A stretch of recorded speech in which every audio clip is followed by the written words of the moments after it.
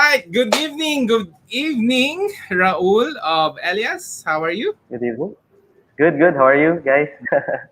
Good to see you again. Yes, and Yeah, long welcome to those time. people watching in the live stream or watching in the replay. Officially, it's Oktoberfest, October Yes, 2. yes, it is. Uh, First and Friday of October. First Oh, Friday oh. inuman session with Raoul Masangcay of Elias. And if you have any questions, we'll be talking to Raoul about his beer. So we have all the beers here. We'll do some tasting session. And if you have questions, please join us during this live stream with Elias, Wicked Ales and Spirits. Yeah. All right. Thank you. Ooh, And we're here yeah. talking to thank you for talking to. All right. Raul, maybe for those people tuning in or those watching the replay, can you explain the story of Elias? How did you guys came about and why did you started Elias here in the Philippines? First of all, thank you for inviting me here, Anton and Rach. Yeah, really appreciate it. Good evening, everyone. I am Raoul Masangcay. I am the founder of Elias Wicked Ales and Spirits. We're a microbrewery based in Quezon City. Basically, our brand is we aim to create craft beers and hard ciders using local produce. We have mango guayabano ciders. We want to explore the different and somewhat uncommon products that we can make from them. And here in Quezon City, we have a 100 seating capacity brew pub with a 10 barrel system production facility for brewing. Okay, and you said this is wicked, no? What makes the beers wicked ba? Bakit, why did you wicked? Yeah, the wicked term is more like it's something like crazy. You want to do something crazy. You want to introduce different beer styles that uncommon. We don't see always in the market, and we just want that like a wicked name. Actually, one of the ingredients of beer is hop, and Yeah. it's called a wicked weed. Hops is actually a cousin of that cannabis sativa. Basically, it's also wicked weed. Okay. Okay. So let's start. How should we start our Elias tasting session? Noel. Yeah. So Raul, how do we start? Which beer should we start first? Yeah. Where So I brought you some of our ciders and beers. Mm-hmm. And Yeah, what should let's we start with drink first? the cider, Okay. What which is is the the cider? Rosé Rizal. It's a strawberry cider. Okay. Let's start with the dark. Wait. So you do a lot of ciders also in Manila. Huh? Yung Yes, Jose you Rizal. can find it. It's in the bottle, the Rosé Ah, Rizal. Rosé Rizal. all right. Yes. so Okay. so you Yes, do that bottles one. and can. You do bottles and can, or there are some Yes. Yeah. beer. Okay, this is Yeah. rosé. Ano to? Pogi It's a Rizal. Rosé Rizal. Rosé Rosé Rizal. Rizal. cider? Okay. Yeah. It's our fun for a rosé, but basically it's a strawberry cider. Okay. Yes. And So what's the story of this? yeah, so that one, yeah, we just want to make something out of strawberry. So ciders are made from fermented apples, and so for us, we use local fruits, and that Rosé Rizal is a mix of strawberry and also apple. Okay. Uh, Anton, can you give me a minute? I'll just open the door so that my Wi-Fi will be better. Okay. Sorry about that.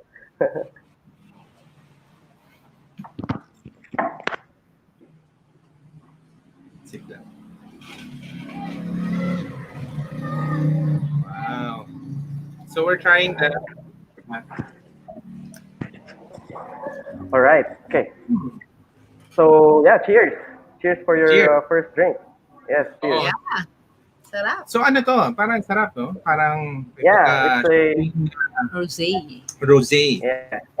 Yeah, it's very tart because it's made from fermented apples, and then we add strawberry just to sweeten it up. So it's a we usually start with the cider here because it's Mhm. it pairs well with our appetizers. Something sour. It's like making a salad with balsamic vinegar. Maybe get started with your pairing with food and beer. So cider Mhm. can cut through a lot on that. Because of the acidity of the fermented fruit. So What's the what's the alcoholic content of this? it's 7%. Wow. Ah, Okay. Yeah, lakas it's eh. So yeah, simula pa lang, okay, ano na. it's literally a red horse. Oo nga. But it's Oo color nga. red because of the strawberry. So, but yeah, it's almost same alcohol percentage of a red horse. Let's say. Kamusta naman yung cider in the Philippines? Do Filipinos appreciate more ciders now? No, no. It's still a new market. Okay. We're still trying to introduce it. Most people, they think that cider is also beer. So kapag natatry nila yung, let's say, mango cider namin, they tag us and they say, good beers from Elias, good mango beer.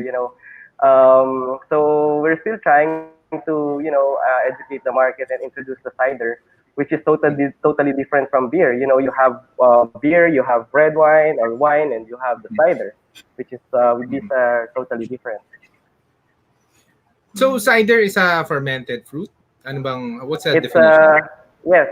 So when we're talking about beer, beers are made from fermented grains, which is your rice, sorghum, oats, wheat. Of course, fermented grapes is wine, and fermented apples. That's the cider. So ciders That's the are cider. fermented apples. Yeah. Okay. So, Then you flavor it. You flavor it. Yeah. Usually, the fermentation, you need something to create the alcohol, which is the apple, and then we add fruits to it, like let's say mango, or for that case, it's strawberry. So we add that flavor to it. So it's a mix of apple and the strawberry. wow. Sarap ah. Pag sinabi mo bang cider, then mas malakas siya sa... Hindi. I mean, Thank you. what's yung alcohol content niya? Kasi ito, 7 or 8? 7. Parang ang lakas. Kasi parang yung ibang beer na na-try namin, mga 5.5 lang. So, ang 7%. cider, bakit mataas yung alcohol content?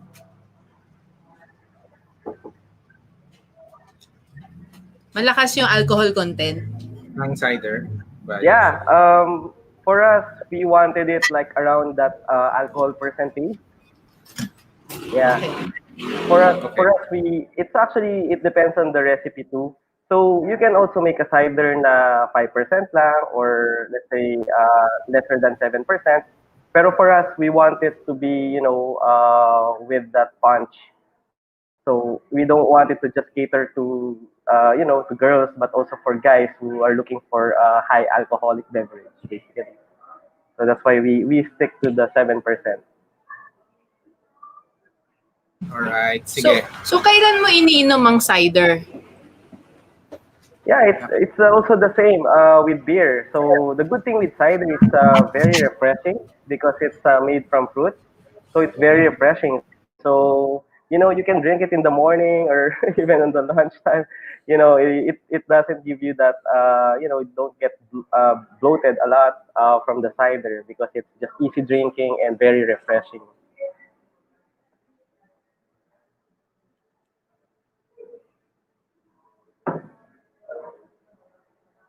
I think you're on mute, Anton. Okay, so after the cider, what's next? Yeah, let's go to the Hay Crush. There's another beer that I gave you, the Hay Crush. So all your beers are in cans, no? Tama ba? Yes. Actually, our ciders, we put them on bottles, and then yung mga beers namin, they're on cans. Okay. Why is that? This is the Hay Crush. Ano tong Hay Crush? Pag ininom mo, lalakas loob mo. Tapos Yes. aminin mo siya. Yes, that's right. Yeah. So yung word kasi na crush in the beer industry, when you say crushable, it's easy drinking. It's crushable. Parang it's crushable. You can drink a lot of it. So that's why we put it a Hey Crush. It's only 4.5% alcohol. For the question of Anton kanina, yung bottles namin, we want it to be, ciders namin, we want them to be in bottles because they're acidic compared to beers, and the bottles can hold them better, and also aesthetics wise it's better. But for beers, we put them in cans kasi mas napoprotect yung beer ng if they're in cans you have the hops. The hops are very sensitive to the sunlight, and if they're in cans, then better that you can protect the beer. So cans are better for beers. Okay. Yes. That's good. Yes. Meron bang ano yan? So, is there sa shape ng mga ano nyo? Sa shape ng Glasses? Oh yeah, yeah. I gave you the glasses too. So the glasses is, it helps a lot with that, with that. the sensory analysis. If you smell it, you can swirl it, you can look at it. So it's really better to pour a beer if they're in bottles, to pour them in glasses. So dapat you get all the sensory, the aroma, the flavor if you're drinking a glass. Okay, so can you tell us more about this Hey Crush? Yeah. So it's a very crushable beer, which is just a 4.5% alcohol beer. We can drink it, a few cans a day. That's why we call it Hey Crush. Yeah, it's a limited batch for us. We usually do limited batches, and you can see the label. It's just a text. It's just Hey Crush. But for our other labels, you can see that they are more artsy fartsy basically. So this is parang your lightest beer. Is this your lightest beer? Right now, it is. It is our lightest beer right now, and we're planning to release some more light beers in the next few weeks. Okay. All right. Sarap And then I guess you drink this. Okay, parang swabe lang siya. I guess you can drink this on its own to start. No, easy drinking lang. Or do you have to? You can pair this with food ba, or this goes along? Yeah. Alone. Hey Crush. Yeah. Okay. I think it will pair well with just a light food, yung mga pika-pika. Yeah. Pwede Okay. siya.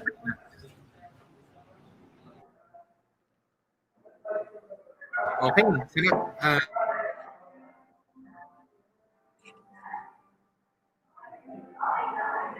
All right. Good. So this is a good start. What else?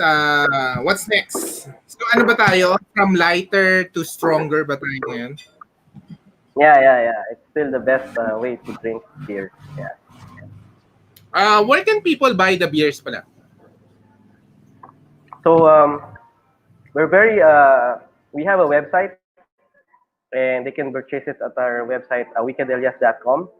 We have some resellers around, but right now most of our beers they can just go here at the brewery. They can do a pickup, or they can also purchase online, and we deliver around Metro Manila.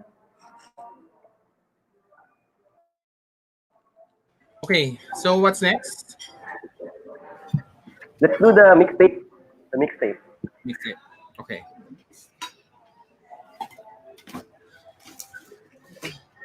Okay, showing to people your website. Yeah, thank you. So this is the best place to order, no? Yes. Okay. And okay, so can you tell us more about the mixtape? Our next, ano to? Yeah. Parang 90s ano ba to, or 80s mixtape? Yeah. That's the idea, Parang Anong tape? Hindi ko alam electromagnetic yun. pop. Yeah. Hindi ko alam anong tape. Yeah. Alam mo yung dati na, yung mga mixtape cassettes, di ba? So the idea of, that's why the label looks like that. So the idea of this, actually, we made this to support our Ganda. friends in the DJ industry. So we do promotions with the DJ. So basically every week or kapag may bago kaming batch ng mixtape pale ale, we ask a DJ if they can make a mixtape for us, and then we post it. We post it in our website, in IG. So kapag gumawa yung DJ ng mixtape, we give them beers, of course, and then they also get a percentage from the sales of the mixtape beer. So they just use the customers. They just need to put the name of the promo code of the DJ, and then eventually alam na namin yun na kung ano yung percentage na mapupunta sa mga DJ. So really about promoting that industry. So we love music here in Elias, and we feel like it always pair well with the beer. Okay. So this is a standard pale ale lang, or how would you describe this pale ale? Yeah, it's a standard pale ale. The malt it's an easy drinking, very entry level pale ale actually, but it has also the Cascade American hop sponge to it, the flavor of tropical fruit. Okay, nice. Ilang percent alcohol? It's 5.5%. Yeah. So it pairs well with the lumpia, actually, the laing lumpia. Okay. So we have the lumpia here. Wow. Yeah, It's from there it is. also So There you it have is, yeah. also you have For- pulutan. Yes. for Yes. pairing. And then So- you can buy it from the website also when you buy the beer. Yes. So we just it now. So pwede ka na rin bumili ng mga frozen pulutan namin. So they are ready to cook pulutan. So sabay mo na yung pulutan kapag umorder ka ng beer. It's a laing lumpia, and yeah, so same. Ang sarap pa. So Thank why you. does it Thank you. pair well with That the means you cook well. Oo nga. Dapat. Dapat na. No? So what's the story of your food? Bakit laing lumpia? Ano ba? May Bicolano heritage ba kayo or wala Yeah. lang? Wala naman, but we actually call them pulutan with the twist. We created the food that we have here in Elias. We want it to be Filipino food, but also we want them to be fun. Same with our beers too. We always release beers that are fun and flavorful. So we wanted our food too to be like that, and we pick the recipes, the Filipino recipes that will pair well with our food, with our beer. I mean. Sarap. How's the beer industry during the lockdown and going now to GCQ? Thank you. this time? How is it? What happened to Elias? Yeah, it was tough. Because of the liquor ban, it's really hard for us to sustain the business. 2 months that we were not able to sell beers, and actually during that time, yeah, we don't know what we have, what else can we do para lang we get some sales. So that's why we created recipes or our food. We focus on them, we package them, and we sell them, and we release some non-alcoholic beverages like root beer, also soda, just for us to be able to sell. But it was really hard. Right now, the tap room is picking up, and sana tuloy-tuloy na. Of course, there's still the 50% capacity, and we're in Quezon City, so you're only allowed for 2 bottles per person. And then you kick still, them out na? Ganon, you kick them out na or take home na lang sa bahay? Take home na lang. Oh, that's why we have some growlers, we have some cans and bottles. So it's really hard, lalo na pag nakainom na, di ba? So, but we have to do it. We have to comply. Paano yun? Sabi mo, count nyo talaga, nakadalawa ka na. Yeah, we have to comply. Or else, mas mahirap, mas magkakaproblema kami. Mas magkakaproblema. And most of them, they understand it naman, actually. They understand it naman.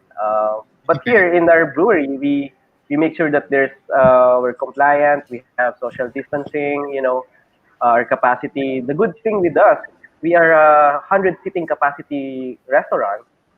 So Wow. still, we can accommodate good amount of 50. people, Oo. even if there's a 50% capacity. Yeah. Kamusta naman? Lumalabas na yung mga tao ba ngayon?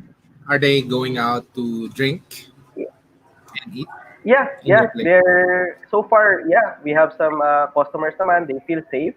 I think that's very important for them to feel safe, and that's what we're trying to to do Okay. para they can always go back and feel that there's walang mangyayari sa kanila. Yeah. Walang mangyayari sa kanila. Okay. So what's next? What's our next beer? May expiration ba ang beer Yeah, mo? let's do the. Okay, so technically, beers don't expire, and if you keep them chilled, they can last, for a long time. For a long time. The thing is, it's just that the freshness, yung expiration, most of the beers, it's just because of the freshness. Mawawala yung freshness ng beer, especially kung madami siyang, there's an ingredient called hops, and mabilis siyang mag-deteriorate if you keep the beer warm or with the sunlight or the packaging was not good or oxidation. Similar to food, parang matagal siya masira kapag you store it properly. So yun yung our beers, we always tell them to chill it. If they don't chill it, of course, 3 to 4 months, they will not be as fresh. But if they chill it, they put it in a freezer, chiller, not freezer, but a chiller, they can last at least kahit ilang years pa yun. Yeah. Okay. That's good. So Usually naman, what's di naman next? tumatagal ng ganun. Hindi. Yeah. So what's next? What's the next wicked Yeah, beer? we can do the Superfly IPA. Superfly. So sino nagbre-branding ng mga beer mo? Ikaw din. Yeah, we have I do it, and also I have a consultant that's helping me, and the label, I have an artist that helps me with the label too. So it's a local artist. Superfly Yes, IPA. so Superfly. Yeah. Wait, picture Yeah. nga tayo. Mukhang maganda to. Okay, picture tayo. 1, Rich. 1, 2. Yeah. Yeah. Wait 1, 2. Ay. One more 1, 2. All right, Superfly IPA. Let's try it. So can you what is this beer? Can you So this is your flagship IPA, I guess. Yeah. Yep. It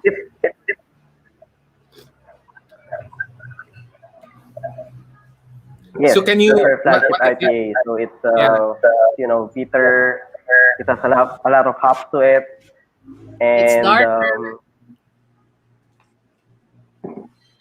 it's darker. How many percent alcohol?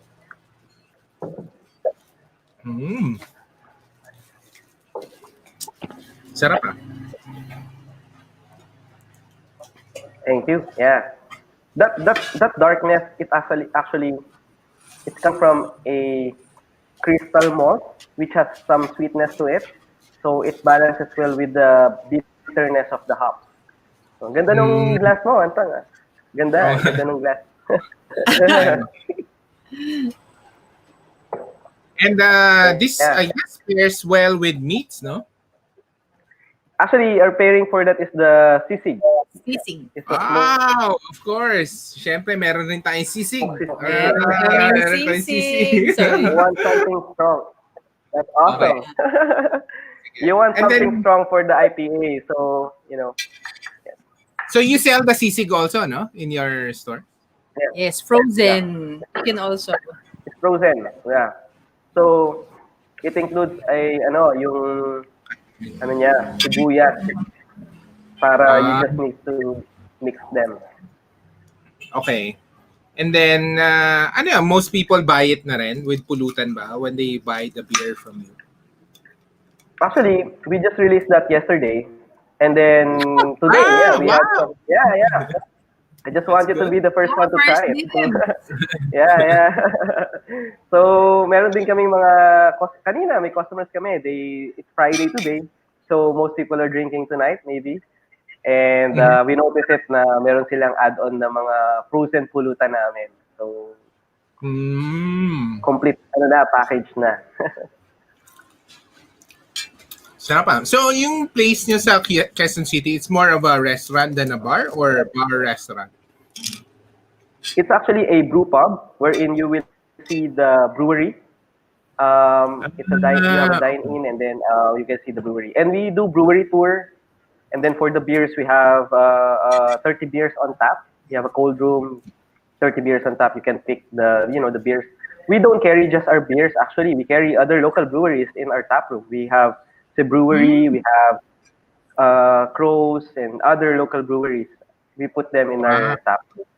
Wow. So, kamusta naman? How does Filipino appreciate local craft beers now? Is it picking up during this pandemic, or anong nangyari?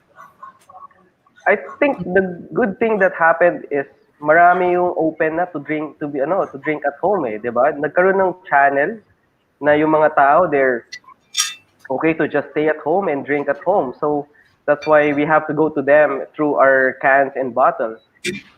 Before, that was not our model. We wait for people to go to our bar. We go to bars, distribute our beers, and wait for people to go there.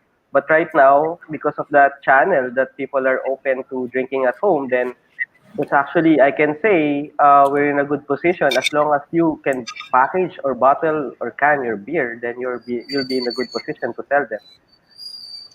Wow. Okay. So this was the Super IPA, ano yan? That's your regular beer na. That's part of your regular lineup. Yes, the Superfly IPA. That's part of our lineup. Yes.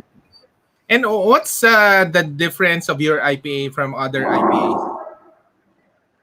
I think for brewers, most of the brewers, they have their own set of ingredients and recipe. For us, we bring in our own malt supply. Our malts are coming from the UK, so we bring them in, and then also we have our own house yeast. We call our house yeast, which we have already developed for several brews, and that makes our beer very distinct and different from other brands out there. Okay. Sarap, no? Saan ba? Yeah. Ano pa ba ang beer? Thank you. Hindi pa raw ibang beer. Yeah, we have We have two more. We have two more. More. We have I'll let you pick. Do you want the Intergalactic or the Darth Vader? Okay, can you describe both Thank muna? you, thank you. Ano lang, last time.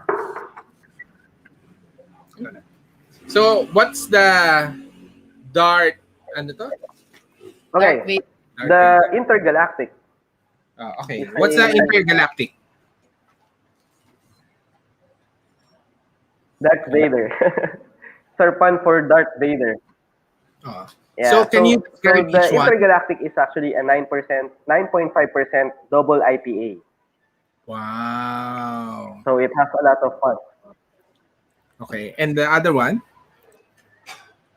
And then the Darth Vader is our dark beer, which is a stout, which is our American stout. Yes, Okay. correct. So, anong gusto mo? Ikaw, anong gusto mo? Do you want to do the Intergalactic first? Of course, yes. Intergalactic. Oh, marami pa kaming sisig. It's it pairs well with the sisig pa din. So this is how many percent alcohol? 9.5%. Wow, parang so I guess this is your wicked, ito yung pinaka-wicked na ano mo, na beer mo ba? Na beer. Yeah. Intergalactic. Yes. So bakit Intergalactic? Yeah, Intergalactic, we use different hops, a lot of hops from that. There's a hop called Galaxy hop. And parang, the different galaxies are aligning to make that beer. Wow, ang sarap nito ah. Thank you. Thank you. Yeah, it's very, very strong and flavorful. Wow.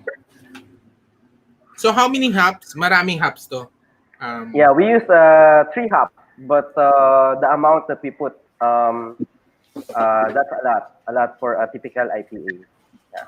Yeah. Yeah. So maybe for some people who are not yet familiar, why do you call it double IPA? Is it double the volume, double the bitterness, double the Yes. hops? Yeah. So double IPA is because of the alcohol percentage. Usually for a double IPA, you're aiming around 7.5% to 10% alcohol by volume. And then also because you have higher alcohol, you have to balance it with a lot of hops. So the alcohol kasi comes from the malt. Eh. So when you have a lot of malt, you need to balance it with a lot of hops too. That's why it's a double IPA. Sometimes people call it imperial IPA. So it's because of the alcohol percentage and also the hop bitterness. Mm. And does it need to be bitter kapag double IPA o hindi naman? Not Yeah, necessarily. most people are expecting it to be bitter. It has a very high in the bitterness. There's a rating called an IBU, which Oo. is the International Bittering Unit. So people are looking for a higher IBU. Yeah, but for us, we want it to be still easy drinking. We can still drink a few pints of the Intergalactic, even if it's 9.5%. That's why that's the mouthfeel. We want it to be smooth. Hindi siya yung sobrang bigat basically. Ah. Yeah. And maybe can you tell us how did you get started ba with brewing beer? Yeah. Matagal na ba yan? And what's your story? So I live in the US for 5 years, and that's where I started brewing. So I've been brewing for actually 7 years now. 5 years when I was there as a home brewer, and then nung umuwi ako ng Pilipinas, I was looking for craft beers. Eh. That was before I opened the brand. So wala akong masyadong makita and very few selections. And then that's why I decided like maybe I can open a brewery and share the passion of brewing. And even right now we do classes here for brewing. We're trying to educate the market. What's a craft beer versus a commercial beer. I feel like yeah, it's just enjoyable. People should know more about the craft beer because it's good and it's fun and get a lot of flavors from the craft beer. Oo nga. Parang may comment si Rich. Parang mas malasa yung mga beers mo. Is that intentional ba? Thank you. Maybe it's because of our yeast. We have our house yeast that we have been using for how many, a yeast kasi you can use it several times. So Okay. for us, we don't use, sometimes we use yeast. Of course, you buy it, and then you use it. But we reuse it. We can reuse it as long as you can properly sanitize them or sterilize them, and you can always keep on using them. So they get better sometimes when you keep on using them. So it has a very very different character to it. That's why that's the signature of Elias. Kaya pala. And the yeast is from your US stint pa or when you started here, that's a new yeast? Yung yeast mo from the US pa yan? Or, Yeah. Actually, I got it from the US and then we just use them here. wow, so matagal na. So, minsan kasi I still go there and then get some and then I go here and then I use them and so we're still using the same since we opened and they just keeps on evolving. It's very very fun whenever we try a new batch and then wow, this is getting better. It's just Ah. that's the fun part of it. Yeah. Okay. Raul, may nagpapa-shoutout sa iyo. Kilala mo ba? June. Yun. June is the president of the Craft Beer Association actually. So Wow! We Hi. wanted to feature more craft beers, no? Especially yeah, around this. yeah. Thank you, Anton and Rich. Thank you for promoting the industry. We need that right now. Yeah, we have to support our local craft beers, no? Okay, Thank you. so what's our last? I think actually Yeah, like this, you know. thank you. But I guess meron pa tayong Darth Vader. Yes, we have the last one, which is the dark. Don't be afraid of the dark. Kumbaga.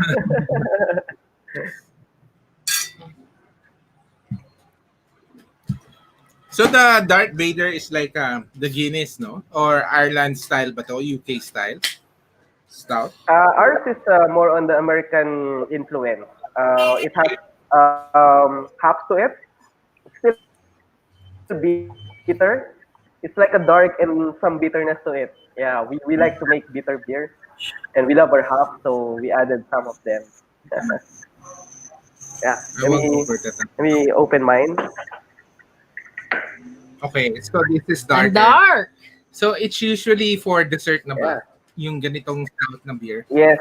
Yun, mas maganda yung Actually, wine glass, yung glass mo. Dapat ganyan yung oh, glass, di ba? Pag stout. oh, yeah, yeah. It's a snifter. It's a snifter. It's Wow. Sarap din nito. So can you describe for us what should we expect with the stout? yeah. The stout. It's made from roasted barley. Uh, they give you a lot of the roasted character, chocolate flavor, coffee, vanilla, and we added some with of course the hops that I mentioned kanina. There's some fruitiness to it. Usually the malt and the hops they don't go well kasi the dark roasted barley and the hops they don't go well together. That's what Oo nga. Bakit kaya may ano nga, hop nga ang stout? yeah we wanted it to be a little bit bitter then. So with some of our customers they like the bitterness talaga. So we just don't want it to be a typical commercial, let's say, dark beer. Oo. Hindi ba usually the typical is sweeter than bitter?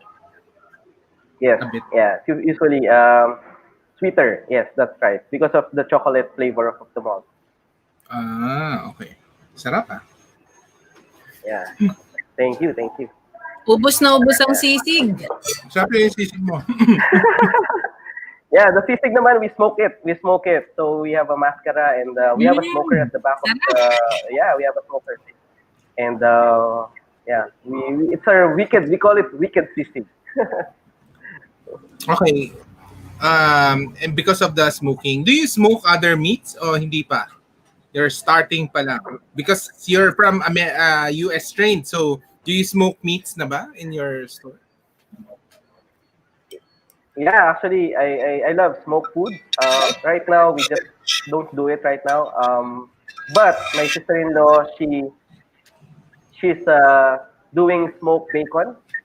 So it was actually her smoker. So we're just using it. And she has the Lolo Joe's brand. You remember our Awesome Planet tasting challenge? She was there. Of Yes, course. And of course. she has the Lolo Joe's bacon. Kaya ka nga nandun eh, di ba? Tsaka si Sino kasama niya nun? Lolo Joe's. Oo, si Lolo Juice. Yeah. Ano? But you guys were starting then, no? During Yeah. that ultimate I test. Dorian. yeah, si Lolo Joe's. Yeah, yeah. Yes, So, yes, yes. Oh, durian. Yeah, the durian. We made the durian cider during that time. It was fun. It was fun. yeah. We don't make it now because ano there's a rumor, di ba? You can't mix durian and alcohol, and I don't know if it's true, but there was a study kasi. So just I don't know. So I guess we'll finish all the beer here, but maybe you can share with us what are your plans for this beer season here in Manila? Yeah, we're very optimistic. We're hopeful and we're optimistic. You call it optimistic, right? So hopefully things will get better in the next couple of months, especially that the holiday season is coming in. And our staff, we've been preparing. We have a lot of things that we would like to release. Even to this month, October, we'll have our Oktoberfest. You know, just a simple Oktoberfest. We still need to celebrate it just the right way. You know, just social distancing and just a few beers per person, something like that. We are doing a lot of promotions on our website now that we release the frozen packages, and hopefully we can finish the expansion. We're also in the middle of our expansion, brewery expansion. So hopefully we can finish the expansion so we can make some more, entry level craft beers with the good price point, basically.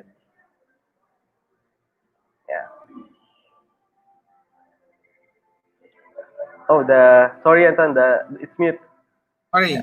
Yeah, the, Wow, mag-expand pa kayo during the pandemic. That's good, I guess, no? Actually, it has been delayed. We were planning that early this year. Unfortunately, yung equipment nga namin, na-stuck sila sa China. So we were already planning that to happen around April, May. So we were waiting for the For the equipment to summer. arrive. Yeah, oh. Pero wala tinamaan. So we waited and then we just moved the equipment maybe last 2 months ago. So kaya we're still trying to recover from that. Okay. So, thank you so much for sharing with us your beer. Ang sarap ah. Nung una, we just knew you because of the cider, di ba? Of the Yes. cider. But Yes. ang sarap ng beer. Sabi nga ni Rach, parang malasa. Mas malasa siya. So, which is very good. Maybe some final thoughts lang to foodies who are looking to celebrate Oktoberfest this year. Maybe they'll do it at home. What's the best way to do it? And maybe and how do you get the beers from Elias? So some final thoughts for the people watching this. Yeah. I'd like to invite them to at least visit our website, check us on our Facebook page, Wicked Elias, or also our Instagram, Wicked Elias. We do a lot of promotions. Last month lang, we had the birthday celebrants. They can get free beers and free pulutan. And then this month, Oktoberfest, we're planning some more promotions. So check our website, and I hope you can also visit us. We're just in Quezon City. We'll make sure that they'll be safe, and we just need to follow the government. We have to be compliant basically. So yeah, visit us. We're just here, and we're open from 1 p.m. to 10 p.m. every day. Where is it exactly?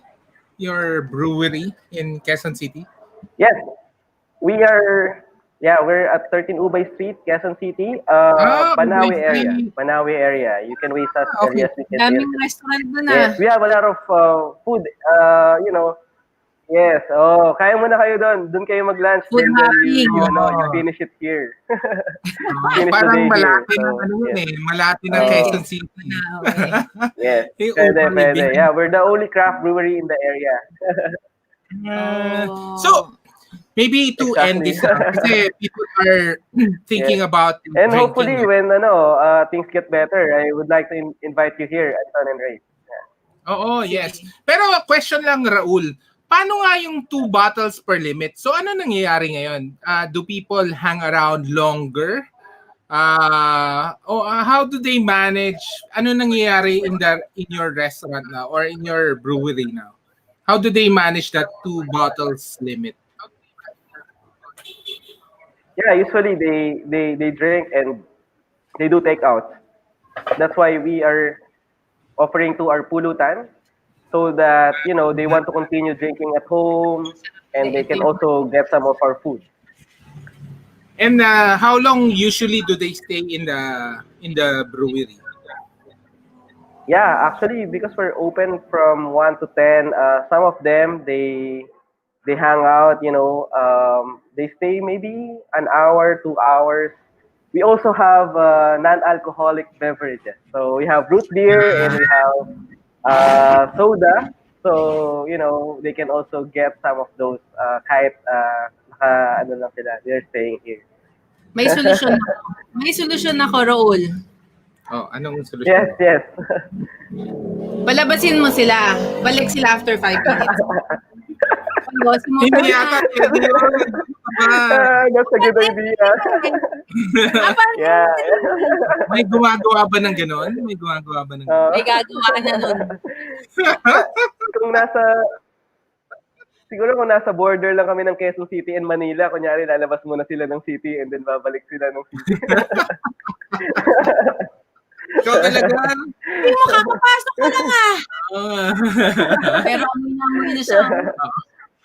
Alright. Yeah, Thank you, Raul. Thank you, Raul. Thank you very much. Yes. Thank you very much. Yeah. And hopefully, yeah. Yeah, hopefully we can visit you in the brewery because we like to see the brewery actually one of these days Yeah, yeah, when it's allowed. yeah. When do you do the brewery tour? Class. Oo. Or the class, Thank di you. ba?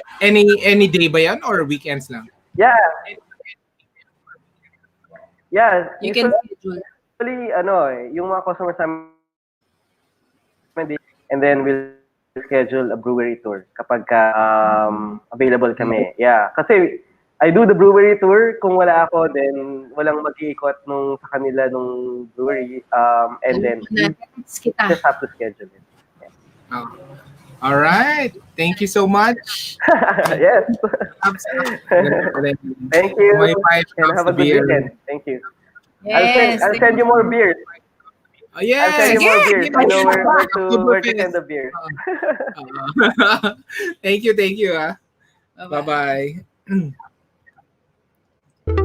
Thank you. All right. Thank you. Bye-bye. And we're here talking to